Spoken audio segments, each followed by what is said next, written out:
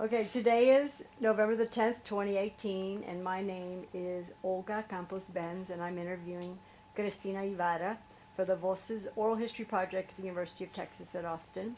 We are here in Austin, and again, we thank you for agreeing to be interviewed. Just a reminder that this interview recording will be archived at the Nettie Lee Benson Collection on the UT campus here in Austin. As we said earlier, if there's anything you don't wish to talk about, or we regard and respect your wishes. If there are things you want to talk about, just let us know. We may stop the recording if you need to get a drink or use the facilities or stretch your legs or whatever. Just let us know about that too. And I think we took a break in about the hour mark. So there'll be a chance to just stretch a little. Nice. Today we're excited to talk to you about your life in general, more specifically about your experience as a documentary filmmaker and executive. So please, let's start with, if you would state your name and what you do. So hi, I'm Cristina Ibarra and I'm a filmmaker. Can you talk to us a little bit about where you grew up, what that was like? Yeah, sure. So I grew up in El Paso, Texas. I guess my parents took me there when I was 2 years old. I was born in Las Vegas, Nevada.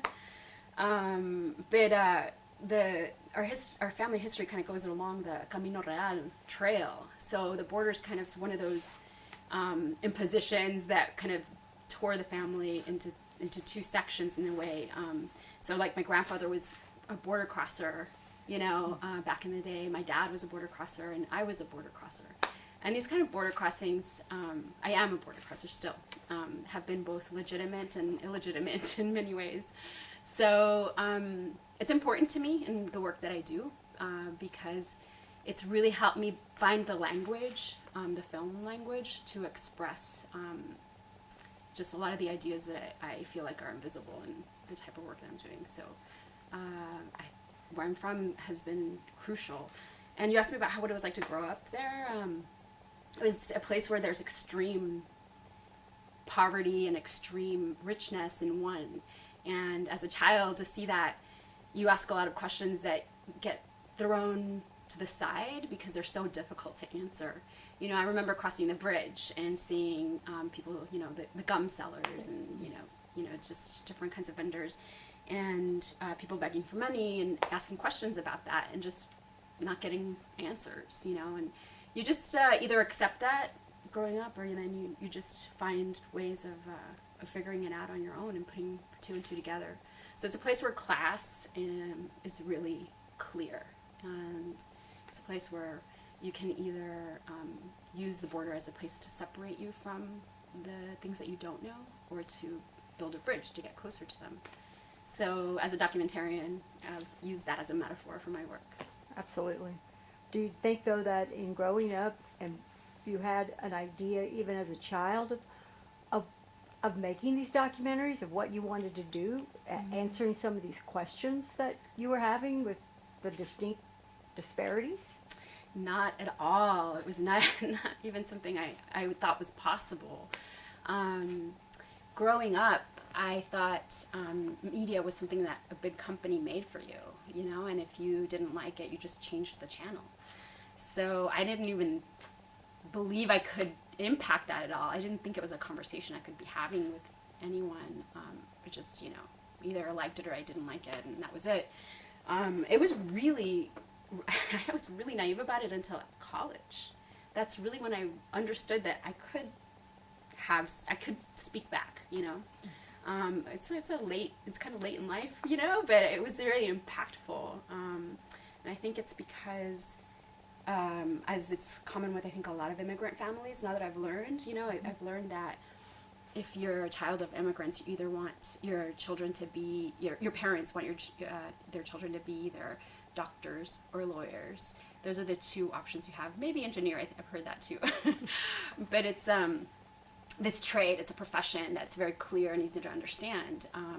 Filmmaker is not easy to understand. It's not something that seems even possible, so it was not at all on my radar. With your mention of your parents, what did they think as they watched you grow into, even in college, the work and the field that you chose and the direction your life is going into now, based on their experiences growing up and who they are? What do they think about the path you've chosen?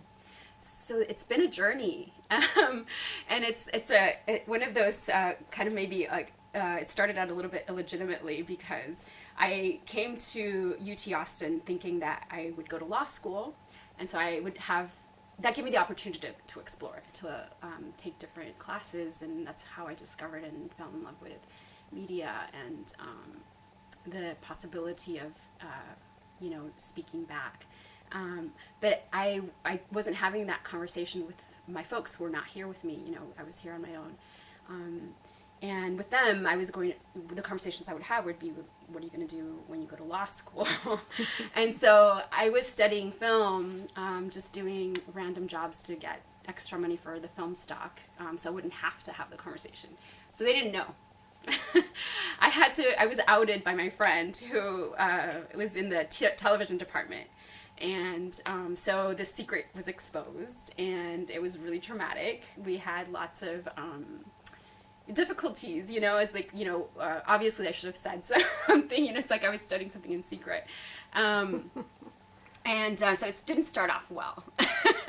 But I think that as we had conversations, I discovered that the hesitancy was in that if I was able to if I was going into an infrastructure where my folks didn't know anything about this mode of making a living, they wouldn't be able to support me. And so it was this kind of way of protecting their child. Like, you can't go into the unknown. We don't know where you're going. How do we help?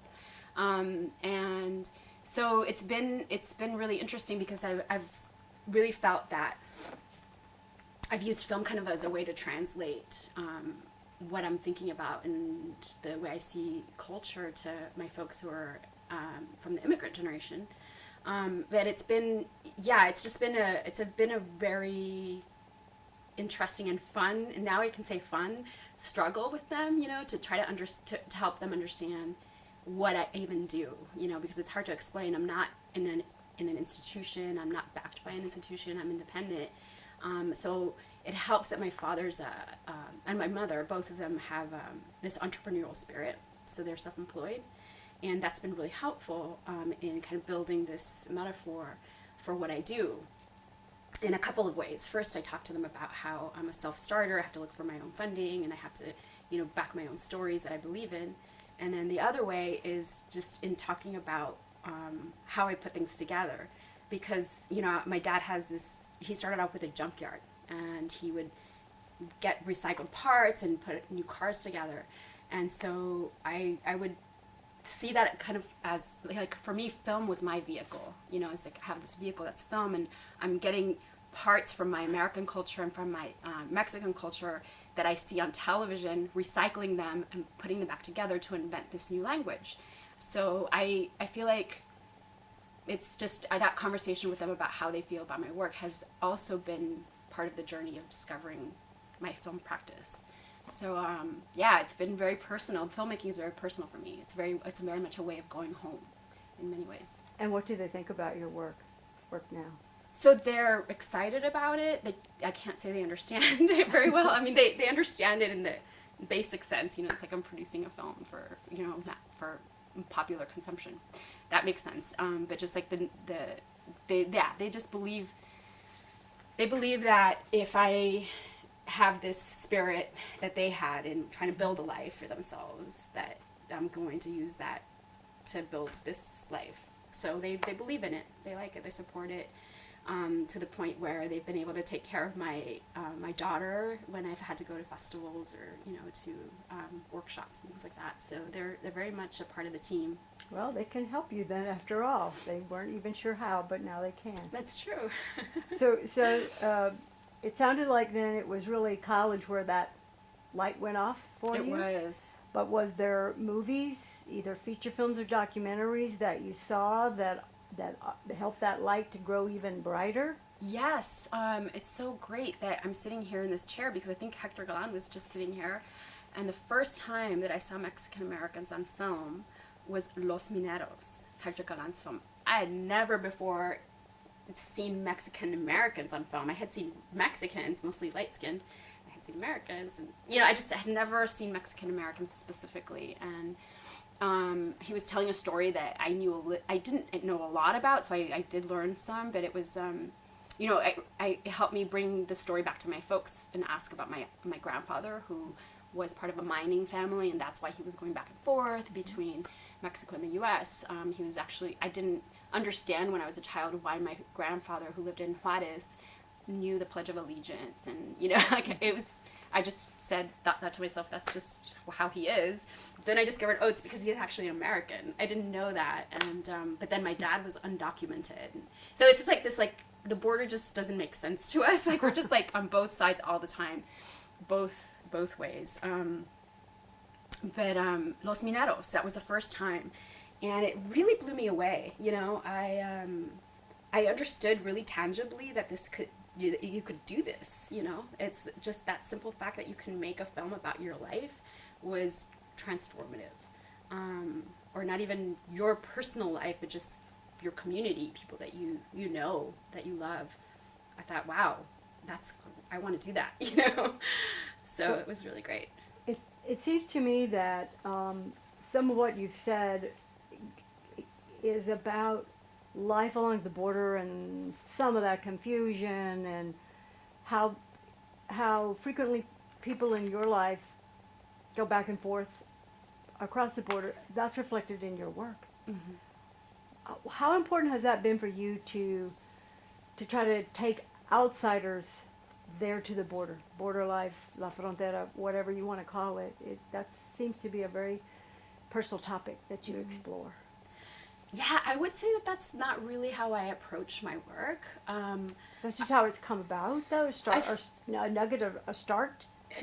No, I feel like it starts with envisioning who sits in the front row, and then going from there, who's sitting in the second row, and I just look very literally looking at my community. And so when I think about it, it's not necessarily about bringing people to the border or kind of, I want that. I get that. I want to speak to a larger public, but it's really about being able to think that what you have to say is important, that where you come from is important. Like that's the driving force, is more believing that you have the ability and the right to tell your story. So this is the story that I want to tell. And it just naturally is in dialogue with American grammar, film grammar, because that's what I am. So I feel like, yes, I definitely want people to come to the border through my work, but more than that, I want them to come to my border, the way I see it, and see who I know. Good. I like that. So, we already kind of talked about how you got interested, really just seeing Hector's work, and that's amazing, and he was sitting right here. Mm-hmm. How do you compare making documentaries, though, to making feature films? So, it's so fun. I hope Lourdes is okay with this, but Lourdes Portillo, she once said, documentaries are like the kitchen. That's where the women are. And I thought that was really great. I thought it was really funny. Some of my friends got really offended, but I thought she has such a wonderful sense of humor, and I love her for it. But more than that, what I took away from is just that's kind of what you have access to as an other, who's someone who's not used to, who people the majority is not used to seeing. Is that's the first place you have access to. It's just cheaper. Well, it can be. There's just so many different ways of telling documentaries. But I would say that it's not really something I want to make a distinct comparison with. For example, right now, the work I'm building now has drama in it. It is a feature film, but it's also a documentary. So it's a hybrid of both. But that being said, I have been hesitant to really get investors on board for a feature film. I've tried, and then I just kind of didn't totally complete that journey. So yeah, I guess it's definitely challenging to make a feature film in a lot of ways, but I think there's two kinds of challenges: there's an external one and an internal one, and I don't know which one's stronger. Well, let's talk a little bit about your body of work so far, and if you can share with us some anecdotes about working on your documentaries, what you learned along the way, what was most surprising, what stays with you, what drives you. Sure. Let me see. So, I think one thing that I guess I will say that's a little bit surprising, and I'm not sure why, because it's I think about this a lot, but making Las Martas, it was really great to just hear the accents of these Chicana ladies. Like they would, some of the identity is so complicated in Laredo. I don't know if they would call themselves Chicanas, teenagers. That's what I see. But it was really wonderful to hear them speaking, and I just got so used to it that I forgot that it was unique until I saw it with people outside of the border, or it's outside of Texas. And then I kept hearing it, and I kept hearing it, how there was one young woman who wrote to me and said that she cried when she heard it because she didn't think that she would, that would be a legitimate form of speaking, especially like at the national level. And she just was really moved by it. And I guess I love that. I love connecting to people who don't see themselves normally. And I feel like it strikes up these really surprising connections with people that your film just takes you on a life of your own. Another time that I felt that really special connection with a total stranger was when I finished Dirty Laundry, my first short film, which was mostly narrative fiction, but it had some documentary elements, like home movies and things like that. Anyway, I took the story to New York to show it there, and it was showing at the African American Women in Cinema, where it got an award. And this woman came up to me afterwards, this black, middle-aged woman, I was like early 20s, and she comes up to me and she goes, "You know what, that is me. You described me up on the screen." And I thought, wow, really? That was so great. I never thought that we would be able to connect over this. Burgeoning sexuality for a teenager, across cultures. And it was cool in that I discovered something about film, and that the more specific that you can be to your story, the more universal. Like, this is a word that I put in quotes because it's like I question it. Like, really, is there such a thing? But then the more you can reach across cultural divides, And it's a lesson that I take with me, and so that's what I try to do. Is I try to really get specific and not so general in my stories. The question that I have us asking is, and right on that note, is how does your being Latina, though, affect your documentaries and your work? You just talked about having this universal impact, but you're also putting your POV into it too, particularly that one, Dirty Laundry. Right. So film is so subjective. Any kind of storytelling, right? So your question is, how does being Latina affect you? Right. That's what I am. So I don't know, because that's just, you're seeing the results of it, right? I guess I will look at something in a way that someone else might look at the same thing, and we just look at things differently, and I can't tell you what those are. Like, we have to just see, right? And I feel like being Latina, here's how it's impacted. It goes back to the sense of entitlement. It's like you feel what's great about not seeing yourself represented is that you don't have you can break all the rules. Like, there is no rule that you're supposed to be following. I of course there were films that were already out there, like, that I studied Chicano films, like Yo Soy Joaquin and Chicana and, Hector's work. But, they're still trying to figure it out too. It's like we're all like trying to tell these stories. How do we want to do it? Do we want to use this PBS idea of objectivity, or, do we want it to be poetic, or like, there's just like, what mode are you going to use? And being Latina, I would say Chicana, has given me the freedom to really carve something out for myself. Like, I love Gloria Anzaldua's Borderlands, and that's what she says. It's like, you can, carve your own identity out of the ashes of the past, I'm paraphrasing, but, and so I really see my work as like updating the Chicano narrative, and being Latina is like, you can either just accept that you can accept the way things are, or you can be radical and like be inner and look inside and say, no, this is how I recycle that, it's like, you do it this way, but here's how I'm gonna say it. So you can either have that privilege of doing that or not, and you give yourself that. So as a Latina, you put more inner obstacles to that challenge. It's like of believing in your voice, because no one else thinks your stories are important, so you have to believe they're important. And I think that's true for all filmmakers, but it's especially true for people who just haven't been able to dream, Well, dream about this. What's your dream documentary? One that you'd love to do, maybe, if imagine if funding weren't an issue. So I'm working on one right now that I love, and I can talk about that. Or I can talk to you about. Let's do that one. Yeah. Let's okay. talk about, because I just out there I could hear the energies there. You're working on it till the early hours, even coming here. God, yeah.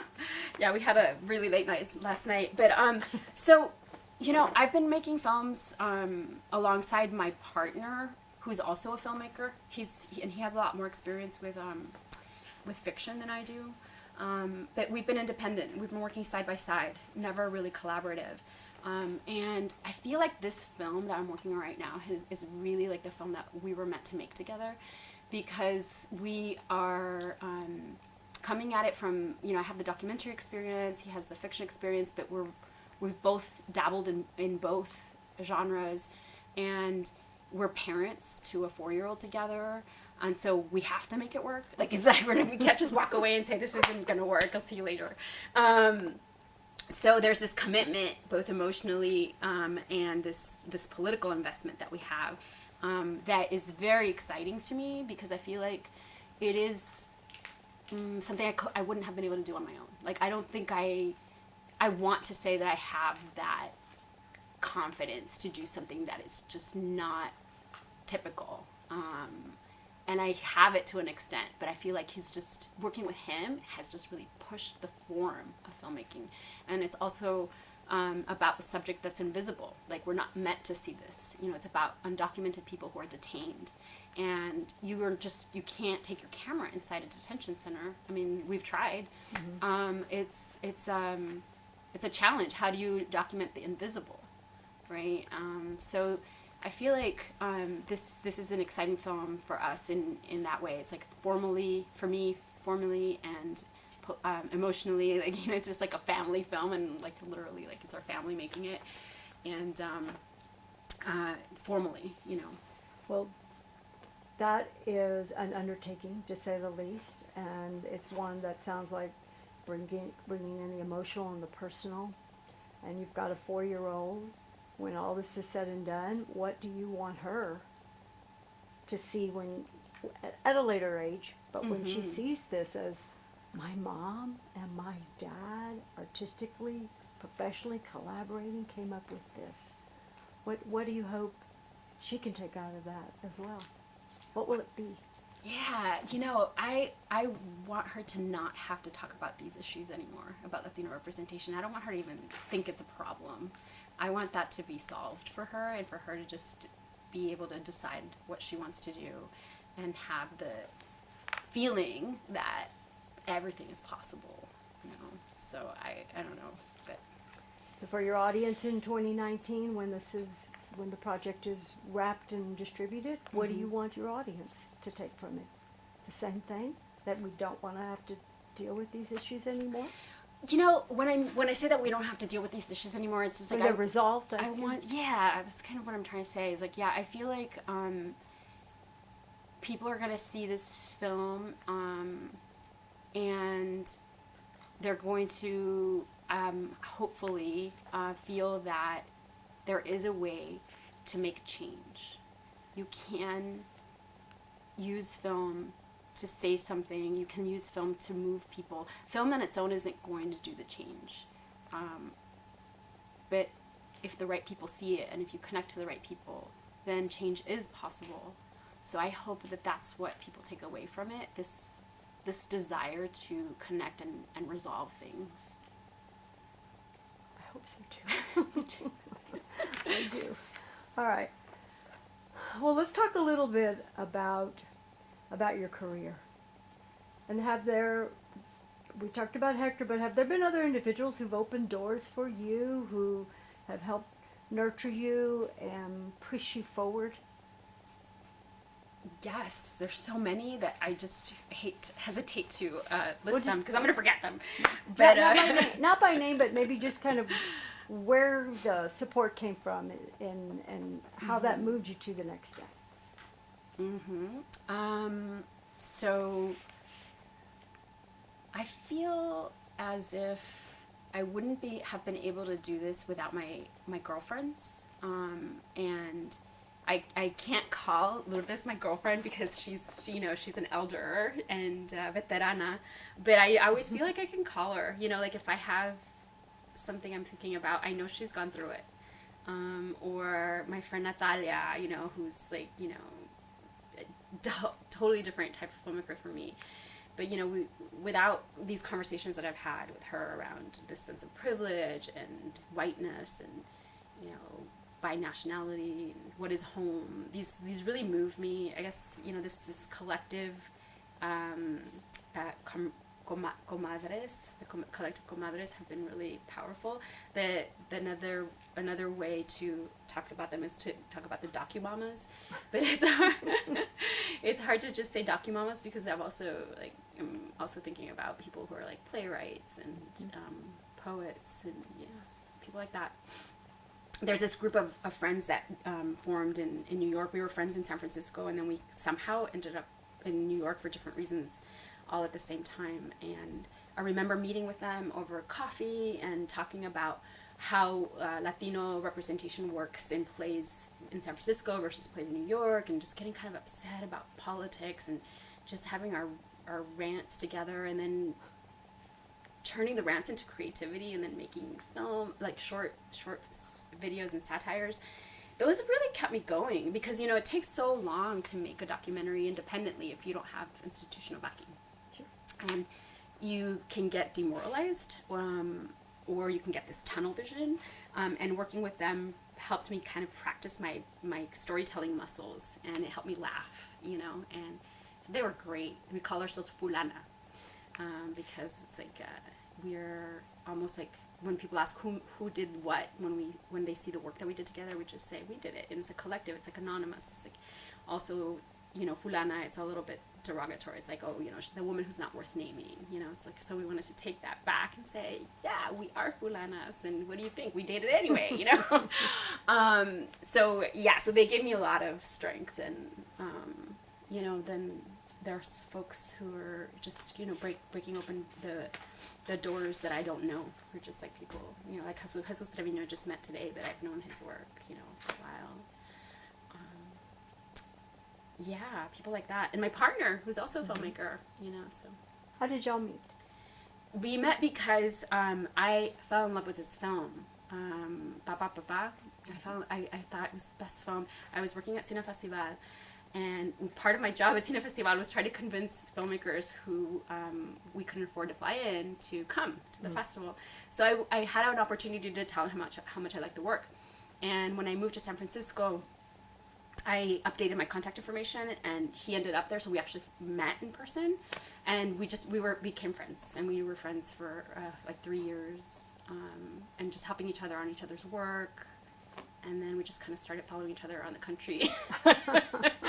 So yeah, he's been to El Paso. I took him to Cuernavaca, or he took me to Cuernavaca. I took him to El Paso, New York, San Francisco. Just Well, I don't know his background, but so is he from where? so America? his father's from Peru, and his mother's from New Jersey.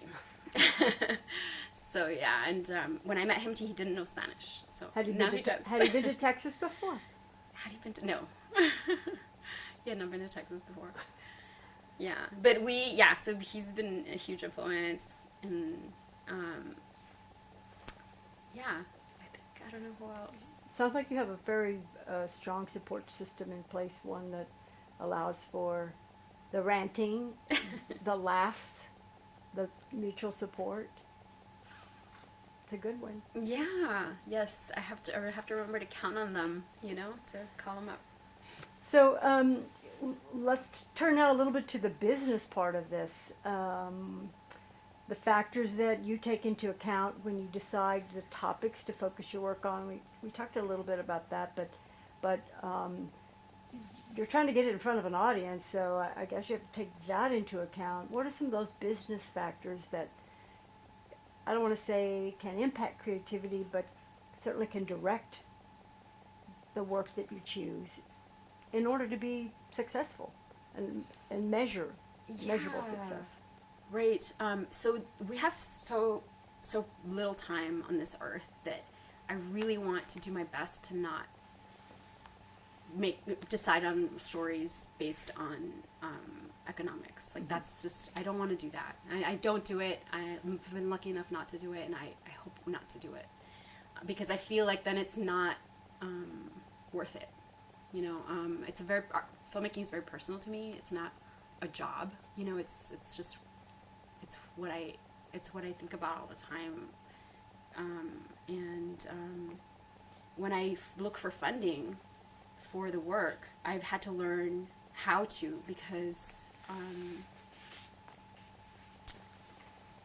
this reminds me, another way to answer the previous question is like the organization NALEAP was really, really important to me, because this is where I learned what you're asking about now, is it's the business of filmmaking.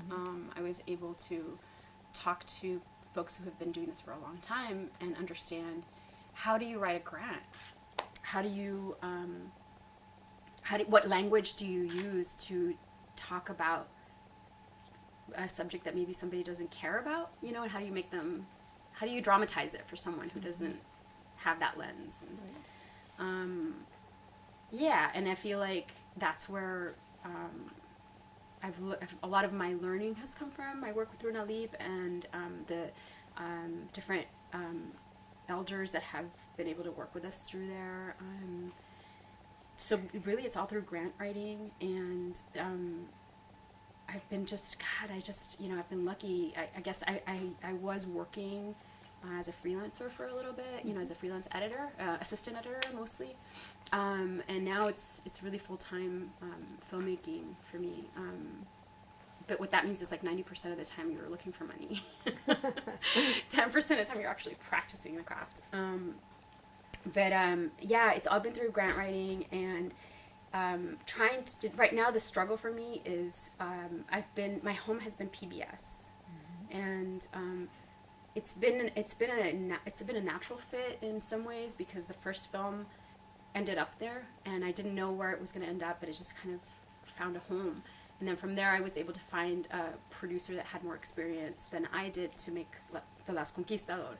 And then I was able to do one on my own. But it's all been through PBS. And the way that works is that, it's government funding that that makes this possible, right? But then you have all these different satellite organizations that you just have to learn. You have to learn this whole system. And it's tricky to navigate. So I've been able to learn it. To some extent. I've had 2 feature films broadcast nationally, so I know a little bit about how it works.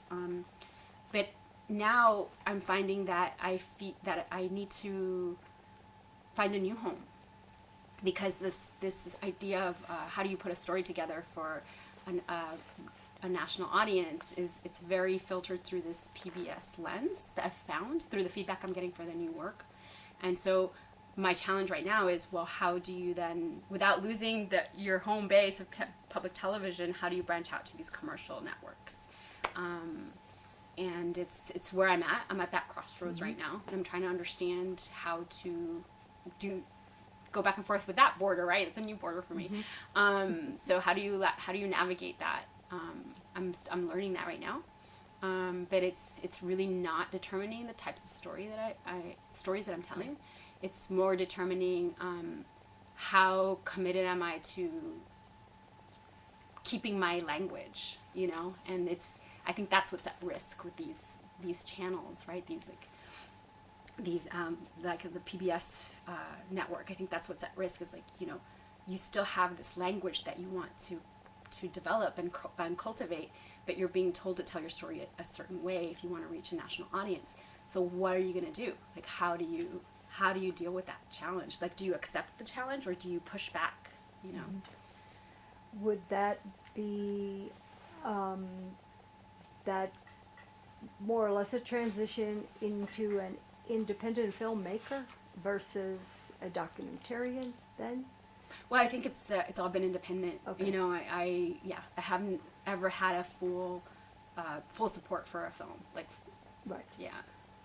Are you? I'm trying to figure out what you're getting at with your question. But what I'm thinking is that with the home you found at PBS, the success you have there, the people are going to see your name, see your work, and that's what they're going to equate you with. And so you have to at least make sure they know that that's a part of it, but it's not all of it.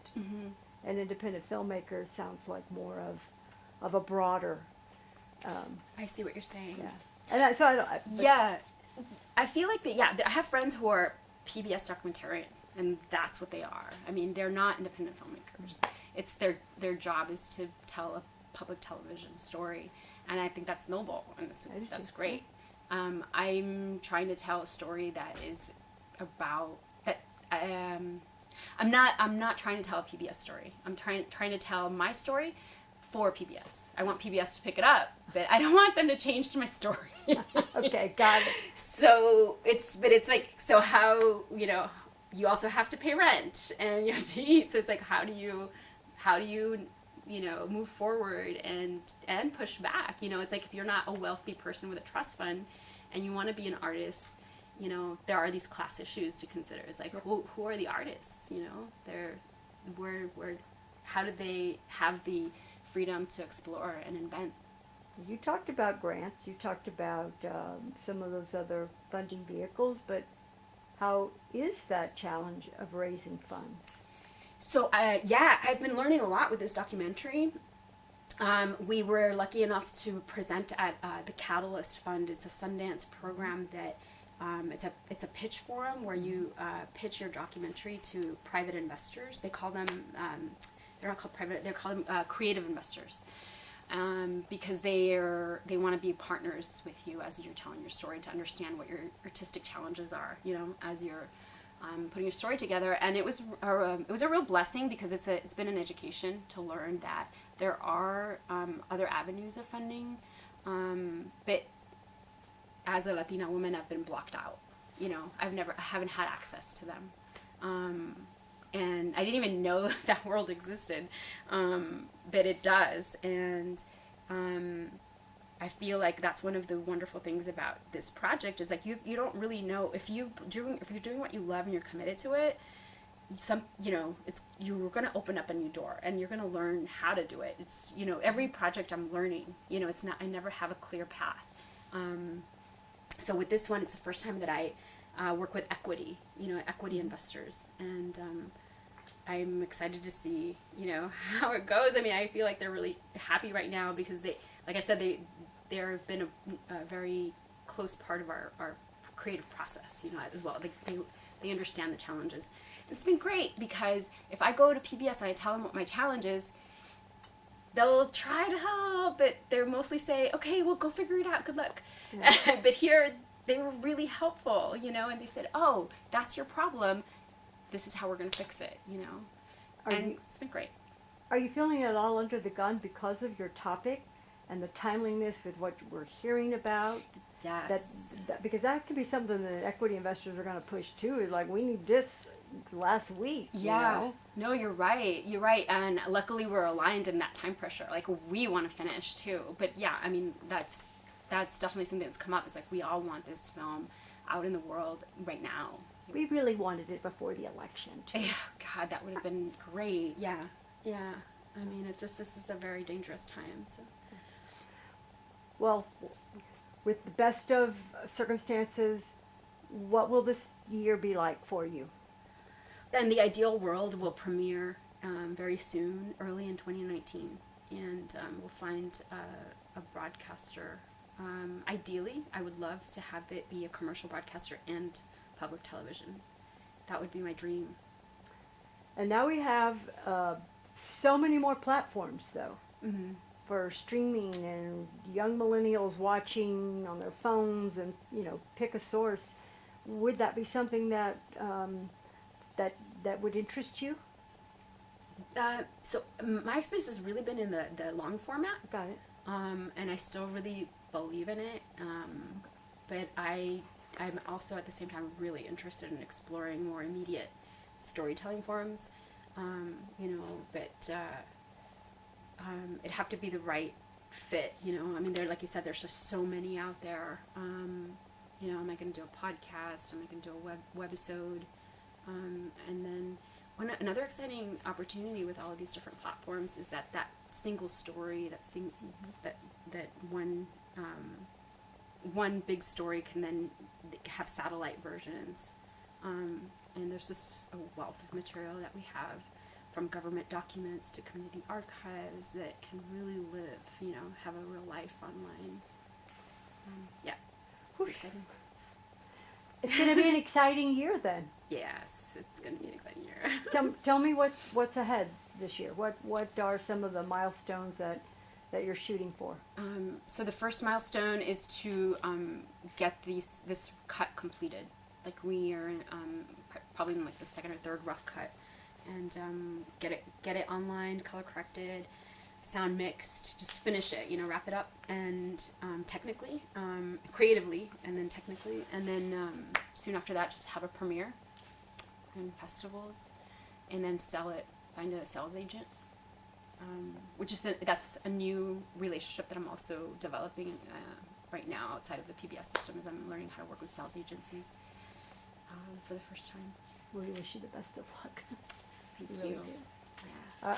Back to our formatted questions here. Are there specific challenges that you found in terms of securing funding when it is specifically a Latino-centered project? So early on in my career, I found that if you were a Latina telling a Latino story is not going to get the same value from somebody who's judging it, as a critic, as a person who's non-Latino, specifically a white person, Anglo person coming in and telling a Latino story, because they're seen as adventurous, as risk-taking. It's like so artistic. It's like, can you believe how brave they are? Whereas if you're telling a story as a Latina about Latinos, then your objectivity is being questioned. Your position is being questioned. Do you really know what you're saying? I found it really difficult in the beginning. I think now it's different. There's more opportunities to. What I mean is, like, I think you're taken a little more seriously now. I don't think it's the same as when I first started, but I think there's still I still feel a tinge of that. But like I said, that comes in internally and externally, so I can't tell. It's like, is that me, or am I being judged? Let's go back for a minute and talk about your first project. What was the cost of that?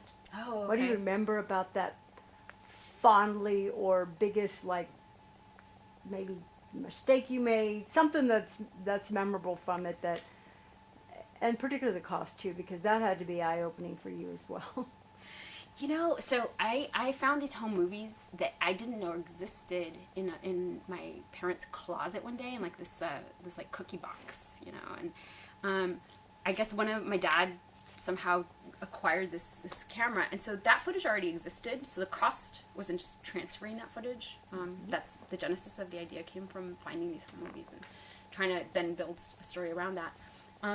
But that film was very cheap because I had my job at a hotel working in the AV services department, and I was just like, trying to get by, and that's how I was paying my rent. And the film was like, I don't know, it was like an 8-person crew, and they just didn't really get paid much. I think we had mostly volunteers, but it ended up costing $14,000 in the end, which to me was a lot of money. But I made that film because I used a development grant that I got from the Paul Robeson Fund to actually make the film, not the trailer. Like, I actually made the film. So yeah, it was like not a lot of money, but mostly it was because it was scraped together from home movies, commercials I saw on television, and then my own fiction. So it's just like scrappy. Did you have to buy the washing machine and the dryer? No, I just rented it from my mom. Just like I paid her in washing some dishes. Oh, right, your cheap labor. That's yeah. What would that cost today, though? I mean, if you had to with those archived family films, that off the table, because I don't know if you can buy anything like that, but what would that cost So today? what's expensive now is the labor, the creative talent, more so than there's more access now to technology, which is quite wonderful, but then now it's like the talent is what you want to pay for. So you can have a film that looks like it was put together, like it was barely put together, but it can move you. It can be so, like, your production value is just there's different degrees of production value, and that's not so as relevant as is this story emotional? Is it pulling you in? Is it bringing you in? And you do that through working with talented people. Well, for every young girl growing up, it pulls them in. Yeah, thanks. Yeah. Let's talk a little bit about that transition in your life from, I don't know, would you ever consider yourself an activist? And is that an accurate term? I don't want to put that on you. I want you to let me know. Activist to film documentarian to, goodness, you wear a multitude of hats now. You're looking for funders, you're writing grants, you're editing, your mom, your partner, your everything. Yes. So I feel like, I guess the work itself is what's the statement, right? And then I feel like there are activists that take that work and are able to push it into the right hands, and are able to, like, really make change with what they know about the movement. But myself, like, I see my activism as the work, like the film itself, the practice itself, just the act of making films as a Chicana woman is in itself an activist. Yes. That is the activism, right? Is the film practice. And I remember when I first started making films, learning here, I would come here to these studios, and I remember being an outcast in my film production classes because I was the one who cared about social issues, and I feel like that's not the case anymore here today. So I think that so there is one question right at the end where I thought of, and I would love to have it could be our concluding question for this interview. Okay. But what goes through your mind as you walk this hall, look at this building, sit in this studio that you know so well from your college days? Wow. Well. Do you really want to know? Yeah, I do. So I remember being the only Chicana in my class. I think there were a couple of other folks, but they didn't identify. And I just remember having to do everything on my own because What I was interested in, I wasn't getting in class. Like I had to leave. I had to go. I for my third production class, I had to do my own film. Like I got together with a group of friends and we made a feature film together. But I'm kind of thankful because I don't think I would have done it on my own had I been getting what I needed in class.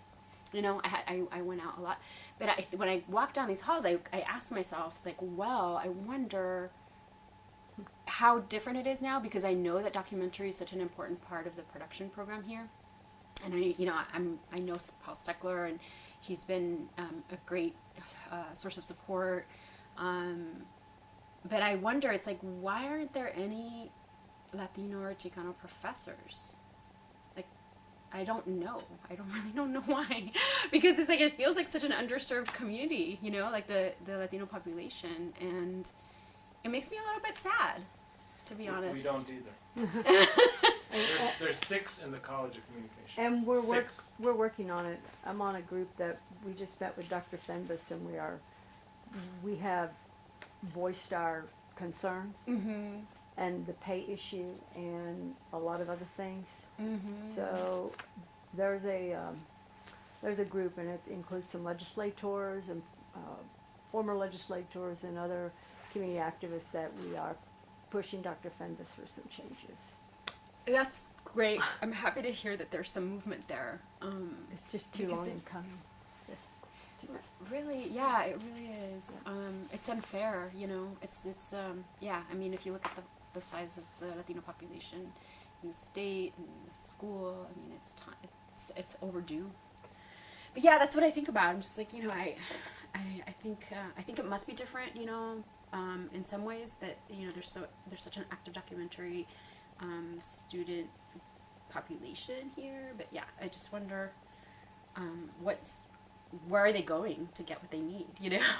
Obviously, I was talking to Dr. Berg, and yeah, I mean, they do have some support outside of the program. Well, thank you for that answer and that little jog down memory lane here. Yeah. As you try to run across and beat traffic on Guadalupe, right? Yeah, and it's so funny because I remember when I first got to campus saying, "Where's Guadalupe Street?" And I was on it. I was like, "Where's Guadalupe Street?" And they're like, "What do you mean Guadalupe Street?" And then someone said, "I think she means Guadalupe." I was like, "Okay." No, I don't. No, I don't. Yeah. So I remember things like that. Yeah, where that was the environment back then. Yeah. Still is. Okay, let's switch focus just a little bit, and part of these questions are because of some of the past events that have happened, but I'm sure you probably recall it was somewhat controversial, the Ken Burns World War II documentary, Mm-hmm. and that was in 2007. I'm wondering how you felt about it when you became aware that all-encompassing documentary did not include a single representation of a Latino or Latina in it. Mm-hmm. You know what was surprising about that, because it was something I was so used to, like, feeling overlooked, but what was surprising about that is, like, I understood that there was power because within our community, and that was something that was like a great lesson because of the way that there was pushback, and, you know, there was this idea of how to resolve the problem, and that was so impressive to me, because I think it wasn't the first time. I think the forming of NALIP was another time I felt this way, but I felt like there was real hope for things to change, at least while I'm alive, you know, just see some movement. But yeah, I mean, it was not so, I hate to say it, but it was just like, it felt like just, that's what people do, you know, and what was great is to see the reaction. That was really great, you know, like I was filled with hope that, you know, things are going to be different. Would you say that the incident affected your own work in any way? Did that at least give you the confidence that slowly but surely changes ahead? Certainly the reaction gave me confidence, for sure, because, you know, you're working in this vacuum, and you're trying to get support, and you just feel like you're always feeling alone, you know, like no one wants to support you. And I felt like, oh, you know, there are these groups of people who think about this all the time, and there's this historical knowledge that's being used to push back. You know, it's like it's a tool. Not this knowledge that people have is a tool, and we're able to prove demographically and through presenting people who have the skill level that there is a different way to do things now. That did give me courage, you know, and hope. Yeah, definitely. But yeah, I didn't have any hope that Ken Burns would change his perspective. We didn't either.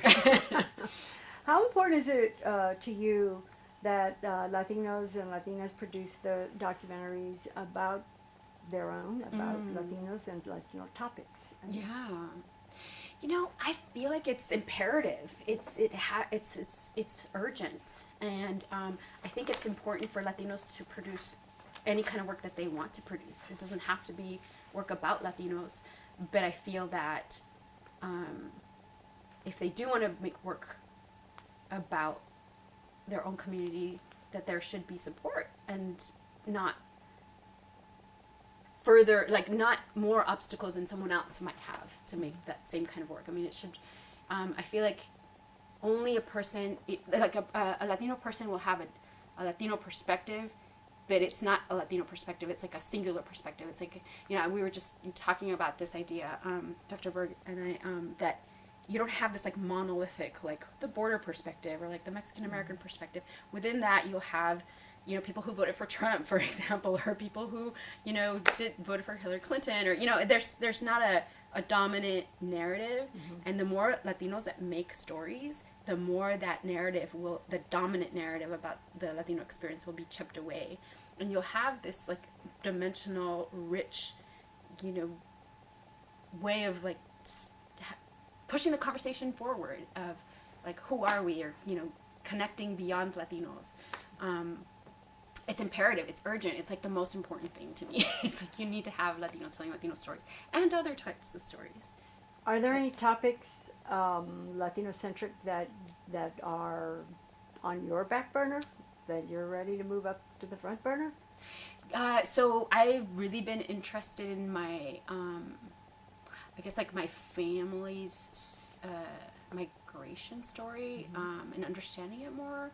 But I don't have the right framework yet, and I was thinking that I would go back to that junkyard again and like try to figure out a setting there for like maybe a neorealist. I'm just, you know, don't hold me to this. I was just brainstorming out loud here, but like maybe a neorealist take on a person who's buying a car, you know, and through a very unique drama expose some of the issues that the border life presents itself with, you know, like some of these like more socially like pressing issues like immigration. When it's that personal, your father and mother's combined story, won't that add a little bit to the difficulty of it, or do you think they'll be on board and support it? I mean, I don't want you to, are you going to go into areas that might be too close to them to touch? So they've already on like a lot of the stories I've told, they've already like expressed their concerns in a lot of ways, and you know, that's what they do, you know, like that's their job. It's like, careful, do this, do that. But you know, that's what they do, and I listen, you know, of course. It's just like you want to listen, you want to make the best story you can, so you want to hear, you know, feedback from everyone. But yeah, I mean, they're definitely going to be concerned. They're parents. They're parents, yeah. Okay. But we'll figure it out. Okay.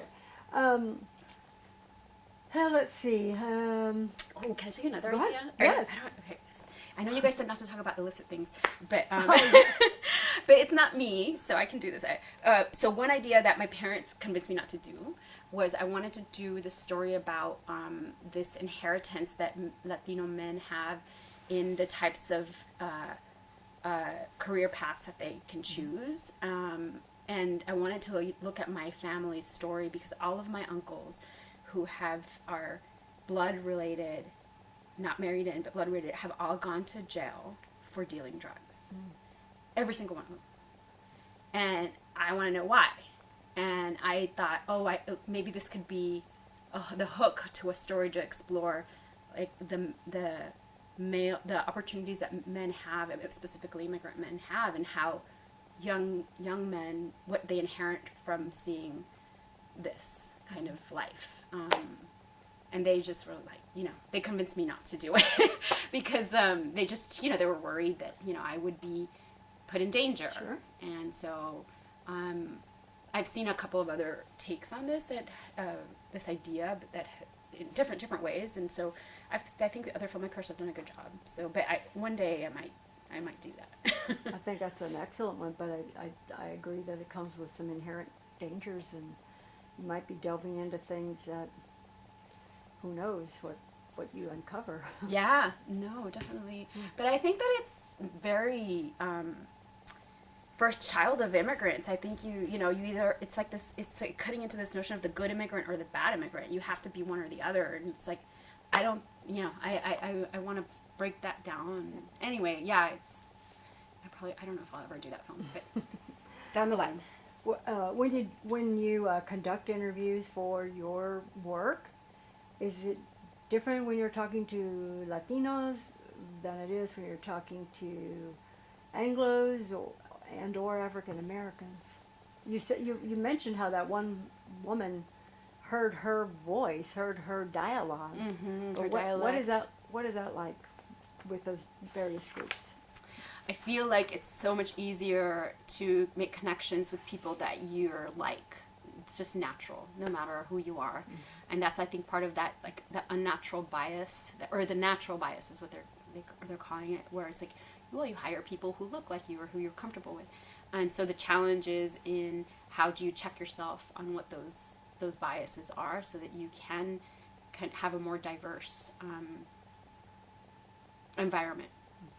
And I feel like in my interviewing experience, I have had to work less at, or not less, but I know how to reach out to people who are like me. When it comes to people who are not, I need to depend on those who have easier access. And so I do lean on other folks. Like for the sculptor piece, The Last Conquistador, here's this older man. I mean, I think he might have underestimated me, as a young, filmmaker. But I had my partner who, was this a white-skinned Latino. And so we just tag team, whenever it was appropriate. And it was really, really helpful. So I think that there's definitely more of a challenge in trying to reach out to folks who are not like you. And that's part of the fun, too. It's just like finding those places of connection that were surprising. What about African Americans? And I know that there are, of course, Latinos who are very dark complected, African American, Afro-Cubanos, or whatever, and maybe it's just kind of melding away. Maybe there's just less of that distinction. I don't know. What have you found? So, no, I think that you're right. I mean, there are the Black Latinos are not really represented. It's a real problem. I think you're right. And I don't see. I haven't in the new film that we're working on now. We have some Black Latino representation, but it's not in interview form. So, there are people who are inside of a detention center, and they're actors who are acting out where the camera couldn't go. But I don't know what to tell you. I mean, I think it's still a real problem. Okay, let's see. A little bit more about yourself, about maybe any international experience and exchanges that you've had at festivals, film festivals. You and I talked about that a little bit outside, or coalitions, organizations, other than your support group of comadres that you have. But are there, and you mentioned NALIP already, but are there any other organizations, festival experience that helps build you to the filmmaker that you are becoming and are? So yeah, I mean, I've had experiences with the Juarez Film Festival, and then in Guadalajara, and I love Morelia, but the Morelia Film Festival, but I haven't had a film there.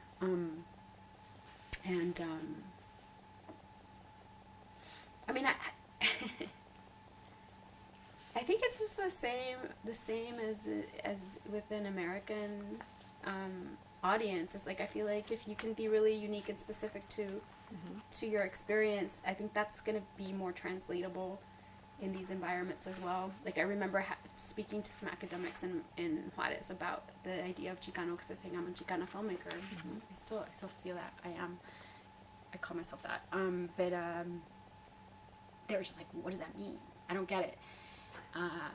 You know, you're just a filmmaker. And I remember these conversations being very powerful, because I had to explain what that meant, and not without speaking about like the look of what is a Chicano, but more just like the idea of colonialism, you know, and like how that is something that I had to explain to an older white professor, how that was an idea that he didn't understand because he was white. And he's like, what are you talking about? And I was like, I don't mean white, like I just mean like, you know, like you're the one who's deciding what films are in the festival, you're the one who's like teaching what the canon of Mexican film is, and like, so I'm just trying to, so I think I can't say I won that argument, but I can tell you that it was really powerful for me to understand that it's not a local issue or a national issue, but it's like this global issue where we have to figure out, like, how do we fit into this like colonial project? Like, are we just like, where do we fit in? And like this idea of like, what position do you have socially and economically defines your vision as a filmmaker and in life, or, you know, but, you know, that's how you define who you are. So what happens when these kinds of folks don't have access to storytelling tools? Like, what are we hearing? You know, what's the dominant? How does that define the dominant story? It's not just an issue for Chicanos. Do you think that there's enough understood about that term of being a Chicana, or are some of these from another? I would imagine that professor may be an older generation, and he'll know it from the radicalism of the, you know, late 60s, 70s. So how do you say you didn't win the argument, but what was that argument like? How do you define yourself, and why is that term the term of choice for you? Yes, I think you're right that each new generation has a new way to define that same terminology. Like, now we have that Latinx, which is just so hard to say. It's like happy. It's for me, what it means is that you're defining yourself as someone who's searching for inner power. Like this, you're searching for empowerment in a place where you're told you don't deserve it, that you don't matter, that your stories are not important. Like, let's get to what really matters. And to take that term and use it, for me, as a way of empowering myself and arming myself and reminding myself that this is a political project, you know, that it's not just because I really like something that I'm going to do it. Like, it's like, it means something beyond telling my family this one story, you know. It's like, I believe in the power of media to make change, and that term, kind of using that term, reminds me of that. I don't know if it's not seen that way by other people, but that's okay, you know, and I'm okay with that. It's like, I'm self-identified, and that's fine. But I don't see other people think of it as, you know, I think when I was using it, it was seen as a separatist term, where it's like, you don't want to be American, you know. But it's like, that's the opposite. I want to be. I am American. It's just, you know, I want to further define that. Well, this is a question. This next question for our project in general. But how do you think that this interview that we're doing might shape others and their understanding of documentary film? How do you hope it will shape their understanding of documentary film? So I hope that it's a source of support for developing the form into a new level, and that we can look at these interviews that are being done and see them as a tool to educate ourselves and to learn what the challenges were, and kind of like redefine the form, you know, just push it forward by looking and saying, so how did you deal with this problem? Maybe hopefully that problem doesn't exist anymore for whoever's looking at the interviews, but there's value in learning how people navigate challenge, right? And I mean, these are today's challenges for us, so I hope it's helpful. What advice would you give to incoming students, Latinas who are here on this campus and the light bulb goes off for them? Yeah. And maybe it goes off after they see your piece. Mm. What advice would you give them, or encouragement? I would say that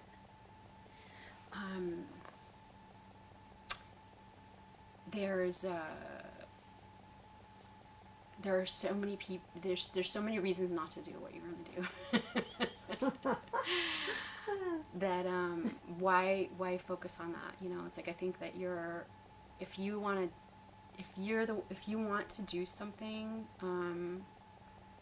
if you want to tell a certain story, that you're going to figure it out. And I guess I would say to learn how to go around, or to be creative with the obstacles that are being presented in front of you, instead of saying, oh, I can't do it. Oh, I'm just going to do it differently. So I guess I would say, the advice would be to be tenacious and just know that that people have been trying to do this for a long time, I guess. I don't know. It's hard. Let me see. You know what I'm going to do? I'm going to think about my daughter and say, okay, so she was asking me this. What would I do? And I would say, don't do it. Be a stockbroker. No, you wouldn't. You wouldn't No, tell I her to be a wouldn't. stockbroker. No. I would say just figure out the inner strength, and just like you're important, you matter, like your voice matters, and you're gonna hear that it doesn't, and just don't believe it and figure it out. You can do it. That's what I tell her. Somebody tell you that? I'm gonna work on the speech. Okay. When you accept that statuette or whatever, you have it ready. Are there any questions that we didn't ask, or topics that we didn't talk about that you would like to talk about at this time? Yeah. Oh, wow. No, I mean, you guys went pretty deep. No. Did your grandparents see any of your work? You know, not the one that was officially published, but one of my grandmothers, I made one specifically for her for Dia de los Muertos, and she got to see it. Yeah. And you know, she just smiled. It's just like, yeah, okay, babe, do you want some avena? Do you want something like Mija, shall we pray for you? Yeah. What did you eat today? But one of the things that it did spark when I showed it to her is that it sparked within me this idea that I really regretted not learning more about her, her knowledge base, you know, when I was growing up. And so it did build a connection, you know, even though she didn't comment directly on the video. Like, we were able to talk about what she remembers about her family tree, and, you know, how she survived the war, and how she came here, and the changes that she's seen, and things like that. For me, it was very valuable. Where's my final question for this interview, and that would be, where do you see yourself in 5 years? So, in 5 years, I see myself having a production company that has diverse forms of film properties, but also that has other filmmakers that I am pushing forward. So I would like to have 3 films that I'm working on at the same time. One is being directed by someone else, another one I'm distributing, and then one is just I'm in production or developing. But I see as a more robust company. Right now, my production company's kind of focused on one film, but I want to expand it. So within 5 years, I want to have 3 films, not one at the same time. Well, we wish you the best of luck. Thank you. We thank you for your time and sharing so much of your insight. We know that you are inspiring others that are coming in your path, the same path, and for that, we're better off. We're grateful. Well, thank you so much. It's an honor. I wish I had more work to show for this like beautiful time that you've shared with me. So Oh, it's been great. Thank you. thanks.